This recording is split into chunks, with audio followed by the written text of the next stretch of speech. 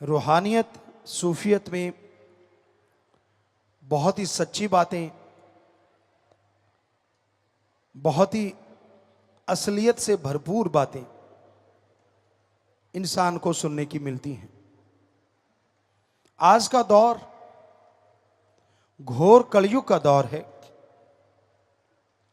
इस दौर में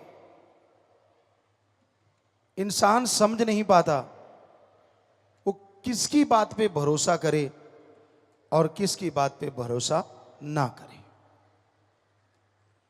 जिसे देखो मिश्री से घुली हुई बातें करते हैं, जिसे देखो खुद गर्जी स्वार्थ की लिपापोती बातें करते हैं, जिसे देखो जेब काटने को तैयार बैठा है, जिसे देखो कहीं ना कहीं धोखा, कहीं ना कहीं बुराई की बू आने लगती है। इंसान उलझन में पड़ जाता है, समझ नहीं पाता किसको माने कि वो सही है और किसको माने कि वो डुप्लीकेट है। बड़ा ही विचित्र समय है, बड़ा ही अजीबोगरीब समय है। यहां लोग अपनी ईगो के लिए, अपनी खुदी के लिए खुदा को इस्तेमाल में लाते हैं। पहले ये सुना करते थे बुजुर्गों से, कोई किसी पे एक एहसान कर देता था तो लोग सारी जिंदगी उस एहसान तले दबे नहीं रहते थे, उस एहसान तले दोस्ती का निर्वाह किया करते थे। उनकी मित्रता, उनकी दोस्ती बढ़ती जाती थी। और आज एक नहीं लाखों एहसान कर दिए जाएं, कलयुगी इंसान की सुई वहीं की वहीं रहती है। जब अपना मतलब हल करवाना हो, जब उल्लू सीधा करना हो, जब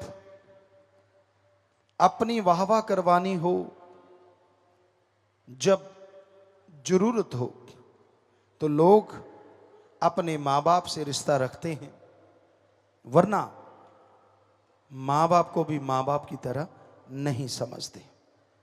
हम ये नहीं कहते कि सभी ऐसे हैं, पर पूरी जनसंख्या के अनुसार हमें जो लगता है ज्यादातर लोग ऐसे ही हैं। स्वार्थ है तो राम राम, स्वार्थ है तो सलाम, वरना कोई किसी को बुलाना नहीं चाहता।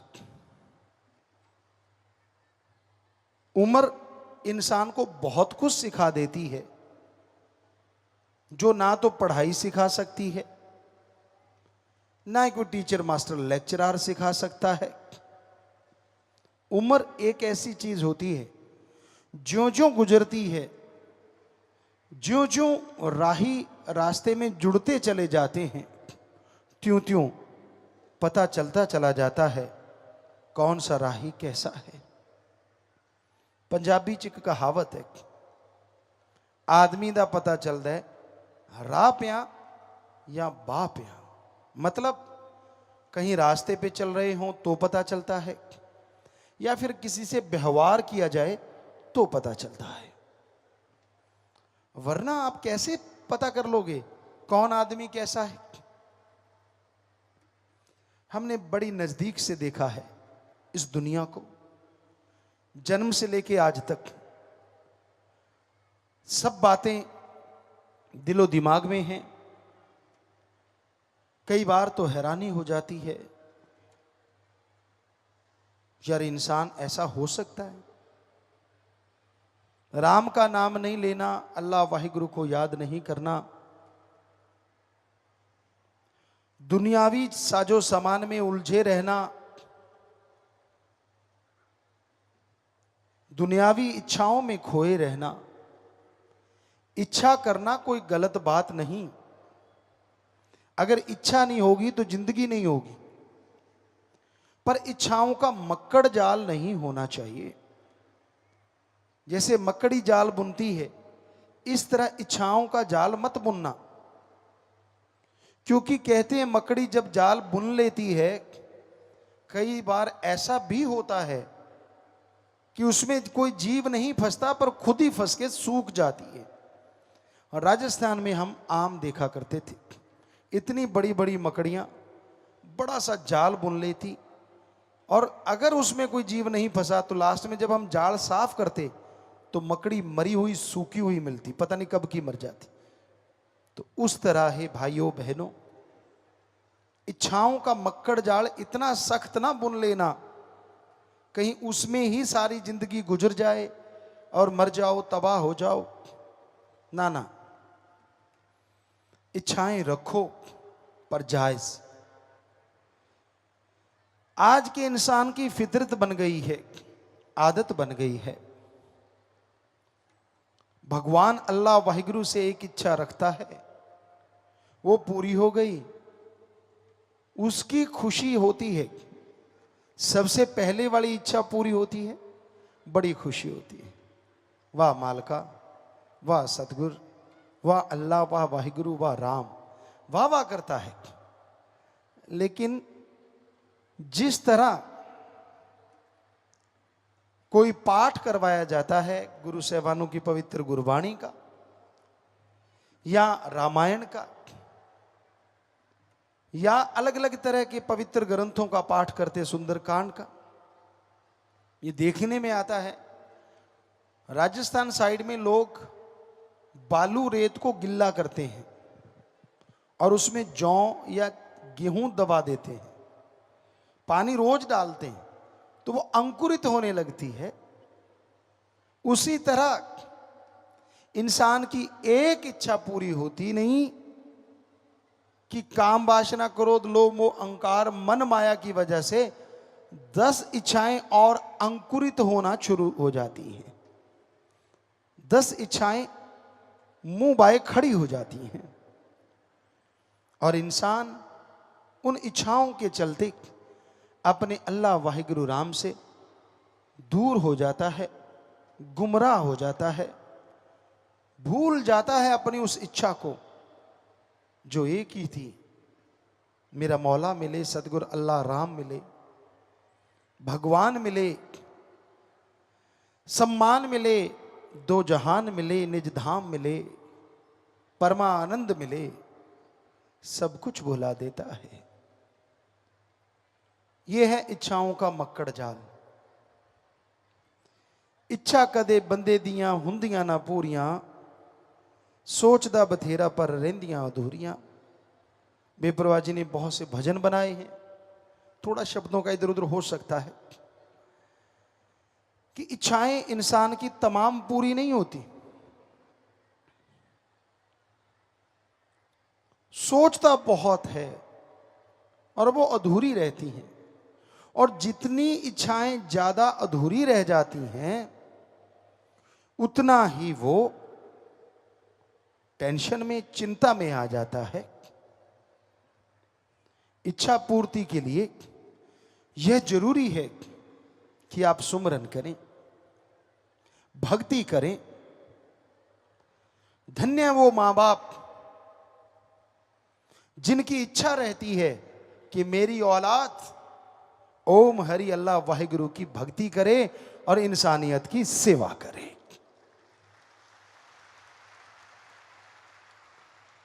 दो तरह के लोग पाए जाते हैं, एक जिनकी इच्छा होती है परमार्थ में चरम सीमा पे पहुंचना कि मैं भक्ति करूं, सेवा करूं, मेरी औलाद नेक भली बने, तो उनको चाहिए खाना जो भी घर में सुबह से रात तक बनता है वो सुमरन करके बनाते रहो।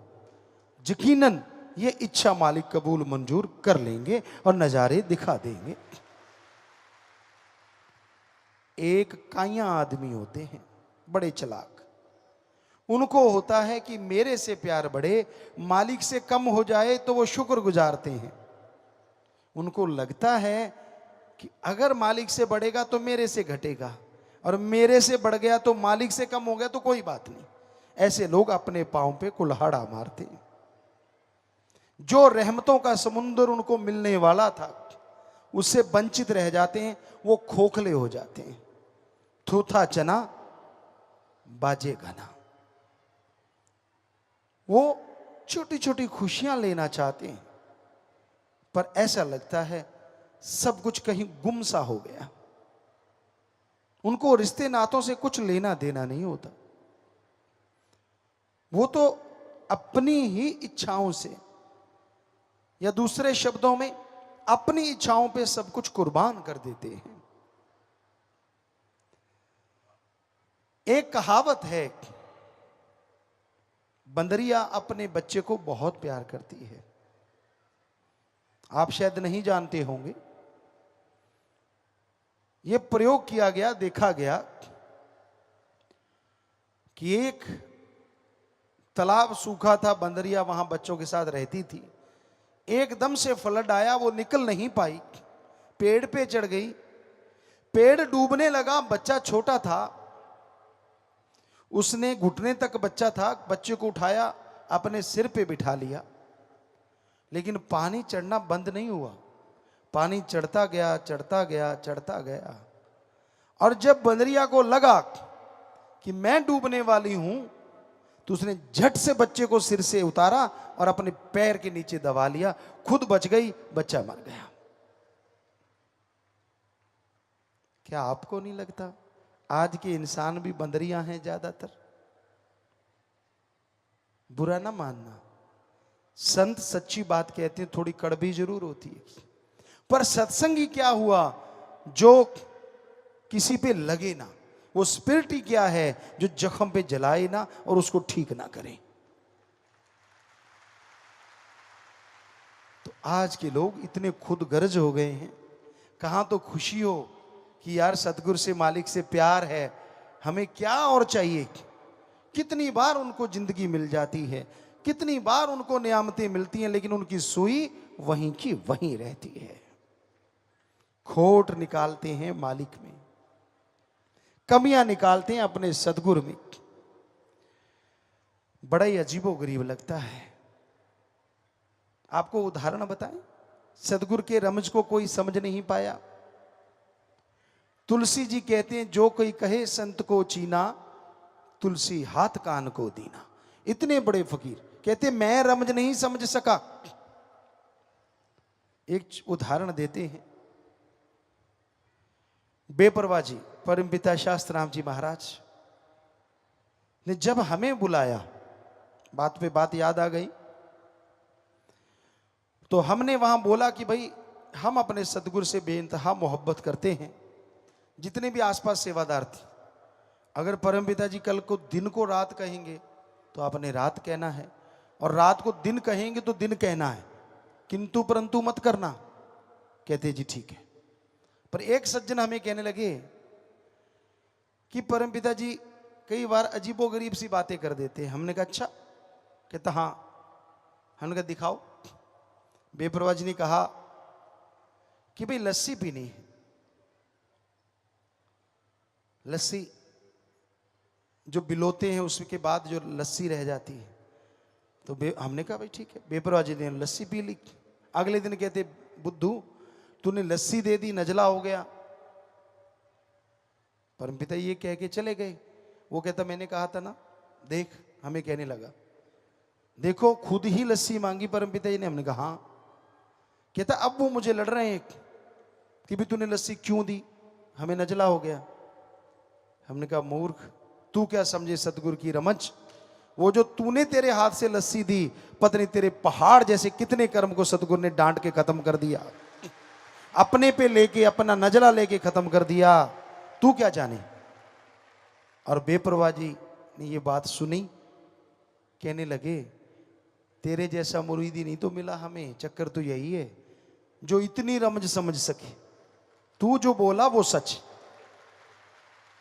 सो कईयों को पता ही नहीं होता, पहले तो खुद ऐसे किया था, आज ऐसे कर रहे हैं, तब तो ऐसे था, अब ऐसा है। अरे मत पड़ो अकल के फेर में। सतगुरु अपने वचन को जब चाहे बदल सकता है, भगवान भी उसको नहीं बदल सकता। ये पवित्र ग्रंथों में लिखा हुआ है कि फकीर चाहे तो बदल दे अपने वचन को। कहते हैं भगवान की बांधी गुरु छुड़ाए, पर गुरु की बांधी कौन छुड़ाए। भगवान ने कुछ बांध दिया, किसी को शराफ दे दिया, तो गुरु उस बंदे के लिए प्रार्थना करेगा, मिन्नत करेगा, तो भगवान दया करके छुड़वा देगा कि चल भाई गुरु कह रहा है तो इसकी जिम्मेवारी ले रहा है, छोड़ देता हूं। पर अगर गुरु ही बांध दे तो भगवान को तो आपने देखा ही नहीं, उसके तो दर्शन किए ही नहीं, छुड़ाने कौन आएगा। इसलिए हमेशा ध्यान रखिए, उसकी रजा में रहना सीखो, अपनी अकल का दखल ना दिया करो। जितना अकल का दखल दोगे रूहानियत से कोसों किलोमीटर दूर हो जाओगे और खुशियों से वंचित हो जाओगे। खोखलापन सबको दिखेगा। होता कई बार हमने सुना है पिताजी ने पहले तो ये किया था, अब ये कर रहे हैं, उस बार ये, इस बार ये, फलां टाइम वो। वाह क्या यादाश्त है। भूल गया तेरी जान कितनी बार बचाई, भूल गया तेरे पे कर्म कितने किए, भूल गया तेरे पे रहमो कर्म कितना किया। वो तो नहीं इतना याद रहता जितना क्यों किंतु परंतु याद रहता है। होता है ना। फकीर कभी वैसे नहीं कहते, जो दुनिया में चल रहा होता है वही बात कहते हैं, और जो सुन के समझ जाते हैं, मान लेते हैं और आगे से तौबा कर देते हैं, फिर भी रहमतें मिलती हैं। वरना खुद ही में कुछ नहीं होता। तो फिर वो लकड़ी वाली बात हो जाती है। कहते हैं खजूर की लकड़ी ऊपर को रहती है, और वेदों में, आयुर्वेदा में लिखा है उसकी लकड़ी की आग से जो दवाइयां बनाई जाएं वो बहुत ही अच्छी होती हैं। उसकी आग एक रस एक टाइप की रहती है। तो उसके बारे में एक शेर हम बोला करते हैं कि वो ऐसे रही, लकड़ी जल कोयला भई और कोयला जल भयो राख, कि उसका तो पीछा छूट गया। मैं खुदी में इंसान ऐसा जलो, यानी मैं ईर्ष्या में, मैं ईर्ष्या में इंसान ऐसा जलो, कोयला भयो न राख। इंसान जब अपनी अकड़ पे आ जाता है ना, एक कहावत है, बिगड़ा मन गुरु का ना पीर का। उसे अपने सदगुरु की कोई बात अच्छी नहीं लगती। उसमें क्यों, किंतु, परंतु, ये नहीं, वो नहीं, फला नहीं, धिंकड़ नहीं, और अपने आप को वो गुरु से बड़ा बना लेता है। भूल जाता है वो तमाम चीजें जब छोटा होके हासिल की थी। भूल जाता है वो ऐशो आराम जब छोटा बना था तभी मिली थी। भूल जाता है उसका रहमो करम जब वो छोटा था। जब छोटा का मतलब उम्र में छोटा नहीं, जब कहता था मेरा सतगुरु वाह, वो तो गलत कह ही नहीं सकता, वो तो गलत कर ही नहीं सकता। जब उस रूप में छोटा था तो सारी रहमतें लूट ली, और जब अहंकार में आया तो फुल स्टॉप लग गया। खुद ही मत कीजिए, वो अल्लाह वाहिगुरु दया का भंडार है। हमने तो उससे मांगना है, और राम से, अल्लाह सतगुरु मौला से जितना मांगते जाओगे उतना पाते जाओगे। हजारों उदाहरण होते हैं। कई बार पीर फकीर गुस्से में भी कुछ कह देते हैं। कबीर साहब ने ऐसे नहीं लिखा, संतों का क्रोध भी दाती होता है, दुनियादारी का प्यार भी घाती होता है। कई बेवकूफ होते हैं, वो कहते हैं ना, किसी की सब्जी नीचे की गिर गई, कहते बेशर्मा दी डुल गई दाल, कहना थल्ले ही खावांगे। कई बचपन से ऐसे होते हैं बेवकूफ टाइप।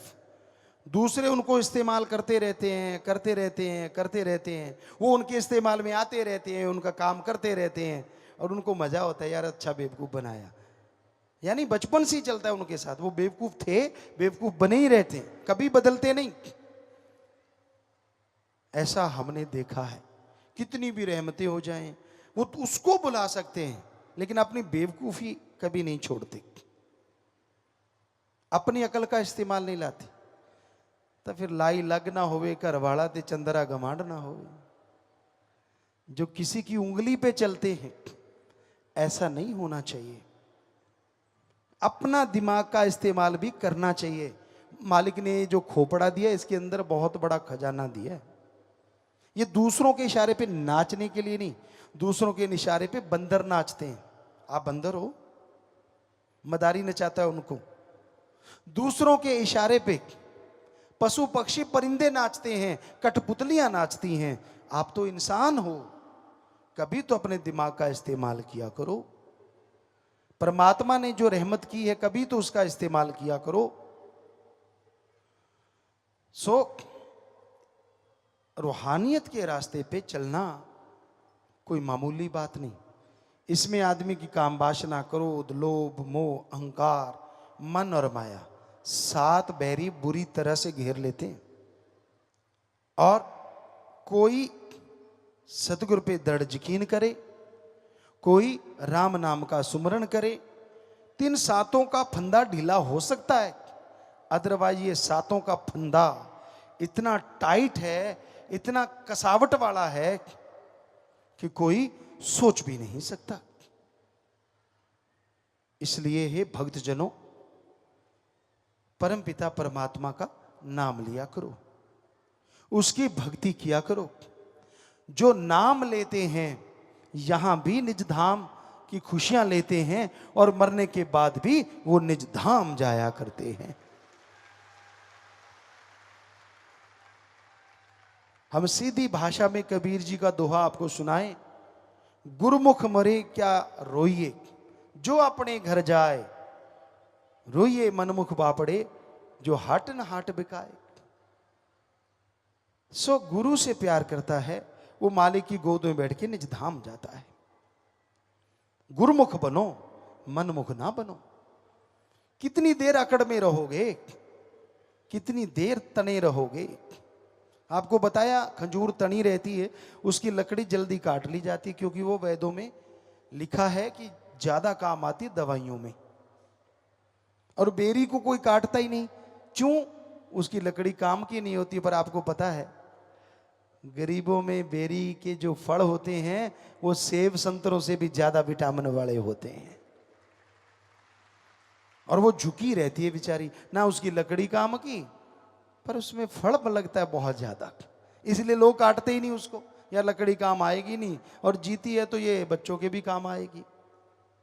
तो इसलिए अकड़ो मत, खुद ही मत करो, और अपने दिमाग का इस्तेमाल करके अच्छे कर्म करो। हम नहीं कहते आपका रास्ता कैसा है, आपका दोस्त कैसा है, आपका संगी साथी, जीवन साथी कैसा है, पर बुद्धि विवेक से तो काम लो।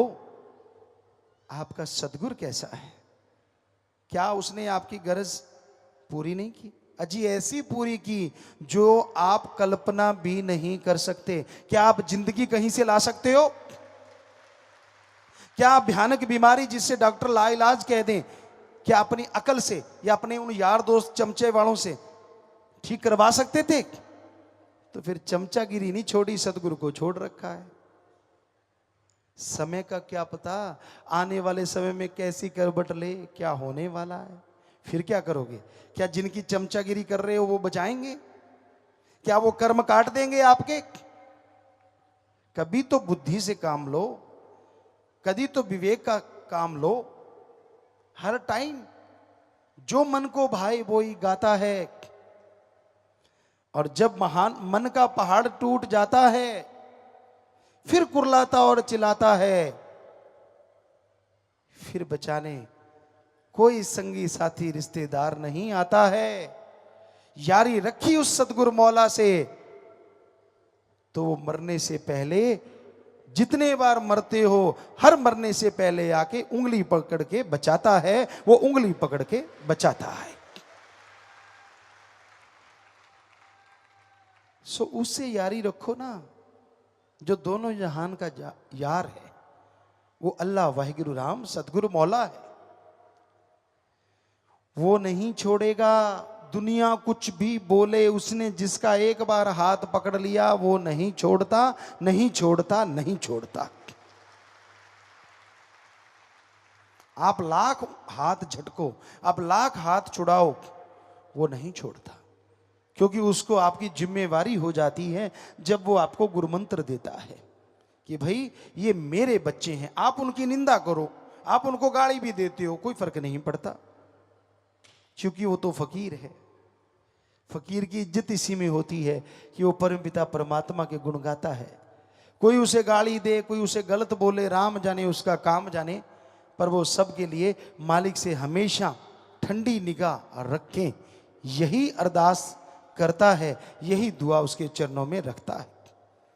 कभी किसी का बुरा नहीं सोचता फकीर, हालांकि उनका बुरा सोचने वालों की कमी नहीं होती। कामादे आके टगे नहीं मरते। जिस सतगुरु मौला जिस दिए को रोशन कर दें, अरे काल तूफानों में क्या ताकत, उसकी लौ को डगमगा भी सके बुझाना तो दूर की बात। सो परम पिता परमात्मा वो राम जिसका निगहबान होता है, वो कभी भी कोई चोट नहीं खाता। आप कई बार पाखंडों में फंस जाते हो। अभी आज एक पर्ची आई, पहले भी कुछ पर्चियां आई कि पिताजी हमारे घर के सामने कोई टोना टोटका करता है, हमारे पशुओं की या खाना खाते उन पंजाबी च कहते खुरलियां दे विच खून दे छिट्टे मिले, हमारे कपड़ों पे खून के छिट्टे मिले, हम चौरस्ते में हमारे घर के पास था उसमें कोई टूना टामण मिला, क्या करें। अरे आप सत्संगी हो, आपको तो कम से कम पता होना चाहिए ये पाखंड होता है। किसी बाज ने किसी पक्षी को झपटा और उसको फाड़ दिया, बाई चांस वो आपके घर से निकल गया, तो नेचुरली वो खून के छींटे ही गिराएगा, अमृत की बूंदे कहां से गिराएगा। वो आपके कपड़ों पे गिर गए, कुछ आपके उस पशुओं के उस जगह पे। कहते नहीं जी रोज आ जाते हैं, और हो सकता है बाज का रास्ता रोज का हो, वो क्या पता, पक्षियों की भी रास्ते होते हैं।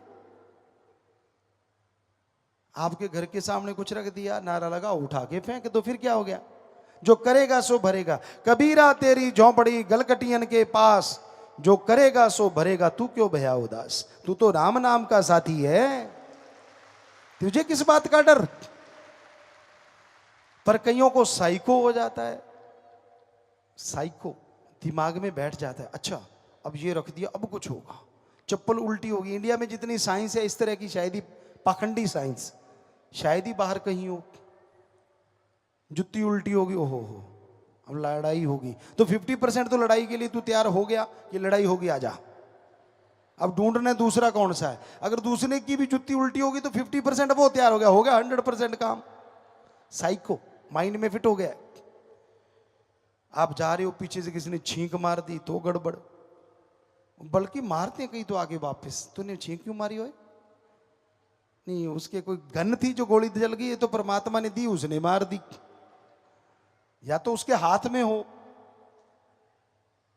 अजीबोगरीब है। रास्ते में झोटा मिल जाए, कई बेचारे कहते बस आज काम खत्म होगा तो वापस चले जाओ, कई वापस ही चले जाते, मैं नहीं काम पे जाता, नेचुरली वो काम तो खराब हो ही गया, नहीं जाते तो। अब झोटे के लिए बेचारे के लिए कोई अलग जगह तो है नहीं, या तो उसका घर बना दो वहां बैठा रहेगा, फिर निकल के आए तो मानी बात। सारी गलियां गांव की, रास्ते रोड्स उसका ही घर है ना, वो तो घूमता ही रहेगा ना। आप उसके रास्ते में आए हो, वो आपके रास्ते में नहीं आया, वो तो जंगली है, वो तो जहां मर्जी घूमेगा, पर आपका बुरा हाल हो जाता है। बहुत पाखंड है। कोई इस दिन को मत नहाओ, उस दिन को मत नहाओ, कोई गंजा नहीं हुआ, हमने देखा है, हम भी नहाते रहे, कभी कुछ नहीं हुआ। फजूल की बातें, इतने पाखंड हैं जी। अब पुराने बुजुर्ग भाई से या किसी माता से पूछ लो, आप किताब लिख लेना, इतने पाखंड बता देंगे आपको। हर बात पे पाखंड है, हर बात पे। अक फर्क की खब्बी के सज्जी पता नहीं। अब मसल हैं तो फड़केंगे, जब मसल स्टिल हो गए, मान लो आंख खुली की खुली रहेगी, कैसा लगेगा। आप सो रहे हो, आंख खुली है, बच्चे देख के डर के भाग जाएंगे, पेशाब निकल जाएगा बेचारों का। तो ये फड़कता है तो धड़कता है तो काम चलता है। नहीं तुझे पूछ लो, इतने सारे नु पता होगा, थोड़े जो बहुत ग्रंथी बैठे ना कमाले, ਭੈਣਾਂ ਤਾਂ ਖੈਰ ਮਹਾਗ੍ਰੰਥੀ ਹੈ, ਪਰ ਘੱਟ ਤੁਸੀਂ ਵੀ ਨਹੀਂ, ਭਾਈ ਵੀ। ਭਾਈ ਕਹਿੰਦੇ ਜੀ ਨਹੀਂ ਜੀ, ਸਾਡੀ ਜੇ ਸੱਜੀ ਫੜ ਕੇ ਤਾਂ ਚੰਗਾ ਹੁੰਦਾ ਹੈ, ਜੇ ਖੱਬੀ ਫੜ ਕੇ ਤਾਂ ਮਾੜਾ ਹੁੰਦਾ ਹੈ। ਇਹਦਾ ਮਤਲਬ ਤੁਹਾਡੀ ਖੱਬੀ ਕਦੇ ਫੜ ਕੇ ਹੀ ਨਾ ਖੜੀ ਰਵੇ ਸਿੱਧੀ। ਕਮਾਲ ਦੇ ਬੰਦੇ ਹੋ ਯਾਰ। ਔਰ ਭੈਣਾਂ ਦੇ ਉਲਟਾ ਸੌਦਾ ਹੈ, ਇਹਨਾਂ ਦੀ ਜੇ ਖੱਬੀ ਫੜ ਕੇ ਚੰਗੀ ਹੈ ਤੇ ਸੱਜੀ ਫੜ ਕੇ ਮਾੜੀ ਹੈ। ਬਿੱਲੀ ਨਿਕਲ ਕੇ ਭੱਜ ਗਈ, ਹੁਣ ਬਿੱਲੀ ਨੇ ਨਿਕਲਣਾ ਹੀ ਹੈ ਜਦੋਂ ਤੁਸੀਂ ਘਰੇ खड़का करता, की करे बेचारी। तो इस तरह के इतने पाखंड हैं, इतने ढोंग हैं कि मतलब सच कहते हैं आपको, भाई कोई बुजुर्ग बैठा हो या माता बैठी हो इधर, उससे आप लिख लो तो फिर उस पर व्याख्या करने का मजा आ जाएगा। वो इतने पाखंड होंगे पूछिए मत, हमने तो देखे हैं ये बहुत सारे पाखंड, बहुत ढोंग होते हैं। सुनना हो, जब बाबे की मटी होती है जो पेड़ों के नीचे बनाई, पंजाबियों में खास करके होती है, क्या होता है आपने देखा है, और हमने तो बड़ा नज़दीक से देखा है। वहाँ दूध लेके जाएंगे, बेरी के नीचे होता है, वैसे है ना कमाल। बाबा भी कांटे वाले झाड़ी के नीचे ही रहता है, किसी का टाली थले भी जंड थले का होंगे ही है। सो वहाँ जाएंगे और माता बहनों का देखना हो, वाह क्या कमाल होता है। ओहो हो बाबा इन्ना लवेड़ता, लवेड़िया कि नहीं, अंदर चिड़िया ने मार मार बिठा मार। अब चिड़िया ही ऊपर बैठेगी तो बींट मारेगी ना, उसके कौन सा अंडरवियर पहना होता है, वो तो सीधी बाबा भी पड़ेगी आगे तड़ाक तड़ाक, और हम पास में खड़े हो जाते हो। ओहो हो आप दी चुन्नी नाल ऐसे चुनरी उतारेंगे, ओह बाबा जी की करता। इतनी अकल नहीं आती, जो बाबा अपने आप को बींट से नहीं बचा सकता वो आपके कर्म कैसे काटेगा, पता नहीं क्यों नहीं अकल। बस उसको साफ करेंगे, हो साफ सूफ करके, कांटे पड़े होते नेचुरली, बेरी की टहनियां सूखी गिरती हैं तो कांटे, उसको साफ करके कई दे कंडा वज भी जाता है, फिर भी बाबे नहीं छड़ते। साफ सूफ करके कच्ची लस्सी डालेंगे, प्योर दूध कोई नहीं चढ़ाता। दूध 100 ग्राम, पानी 500 ग्राम। बाबे ने कहना टोकना है भी काका तू मैनू मिलावटी पिलाई जाना, बाबा जिहो जे तुसी हो जा बाबा, बाबा तो इट्टां दा बने, तुसी फिर भी हड्ड मासदे हो, शर्म नहीं आती। और फिर उसके आगे झुक जाएंगे, बाबा सुख रखियो। कई बार झुगियां दे उत्ते बिठ वजदी भी, लै पुत्त रखती सुख, एक तो नाल ही लै जा जिहड़ी मेरे ते रोज वजदी है। फिर भी अकल नहीं आती भी चलो बज गई तो बज गई, कोई गल नहीं। फिर हम कई बार देखते और हम कह देते देखो देखो देखो आपका बाबा आ गया, और वो माता बहनें, कोई ताई होती, कोई चाची होती, कोई सारे ऐसे थे तब हम जो देखा करते थे। शुरू से हमें ये चीज़ों से अलग था, सतगुरु ने शायद काम लेना था, तो सारे घूम के देखते, फड़क पीछे देखा तो कुत्ता जो दूध चाट रहा है, तप तप तप, और 3-4 होते तो हम सबसे पूछते, चाची ताई ये इनमें से आपके वाला बाबा कौन सा है, ये भूरे वाला, काले वाला या चिट्टा कौन सा है? कहते हट ये कोई बाबा है? अरे लस्सी आपने बाबे को दी और कुत्ते पी रहे हैं, तो इसका मतलब बाबा ही होगा ना जो पी रहा है। तो बड़ी शर्म तो बहुत देते, पर बहनें नहीं छोड़ती, जिनके घेर अड़ा हो तो अड़ा ही रहता है, कहते हैं इन्हों की पता है। सो ऐसे ऐसे पाखंड हैं समाज में, ऐसे ऐसे ढोंग हैं समाज में। आज के पढ़े लिखे नहीं हटते, इनके अलग तरह के हैं, इनके अजीबोगरीब होते हैं। ये फ़ोन चलाते रहते हैं, उन पे मैसेज करते रहते हैं, और कईयों की मैसेज दिमाग में बैठ जाता है। वही साइको, ये व्हाट्सएप है या फेसबुक है या इन चीज़, अच्छी चीज़ है, ज्ञान बांटो, लेकिन इसमें ज्ञानी इतने हैं, कई बार हमें टाइम मिलता है, कभी कभार मिलता है, पढ़ने बैठते हो बड़ी हंसी आती है। खैर कई बच्चे तो इंटरटेनमेंट के लिए डालते रहते हैं, पर कई ज्ञान देंगे पूरा उसमें अपनी तरफ से, नया नया ज्ञान, ये ले लो वो ले लो। मतलब सत्संग करने की जरूरत नहीं महसूस होती उनका ज्ञान सुन के, और होगा खरड़ ज्ञान, पता ही नहीं होता। तो पहले कहा जाता था कि भाई आप रोटी बनाते हो बहनों सिर पे चुन्नी रखो, आजकल के बच्चे कहते चुन्नी रखना स्टैंडर्ड के खिलाफ है। ये नहीं पता चुन्नी रखना नहीं, चुन्नी बांधना होता था ताकि रोटी में कोई बाल ना गिरे, कोई आपका वो जो डेंड्रफ है वो ना रोटी में गिर जाए, वो कहीं दी जूं होंदी है कि विच ही ना तली जाए, इसलिए बंधा देते थे पहले चुनरी, और कोई पाखंड नहीं था। लेकिन आज के बच्चे तो चुनरी का कोई मतलब ही नहीं, लेना देना ही नहीं होता। चलो कोई बात नहीं, अगर रोटी बनानी हो तब कम से कम कोई टोपी टापी चढ़ा लिया करो, शेफ बन जाया करो, शेफ, वो तो स्टैंडर्ड हाई है। पर बाल ना बाहर आए, क्योंकि काफ़ी रोग उससे फैलते हैं। हमारे पुराने बुजुर्ग समझदार होते थे, नीम बांधते थे, बैक्टीरिया ना आए। बच्चा होता था, उनके चारपाई पे जो नीम की पत्तियां डाली जाती थी, वो भी बैक्टीरिया वायरस ना हो। तो इस तरह से बहुत सारी चीज़ें अच्छे के लिए होती थी, पर आज वो पाखंड सा नजर आता है। तो अच्छी चीज को अच्छे की तरह लोगे तो वो पाखंड नहीं है।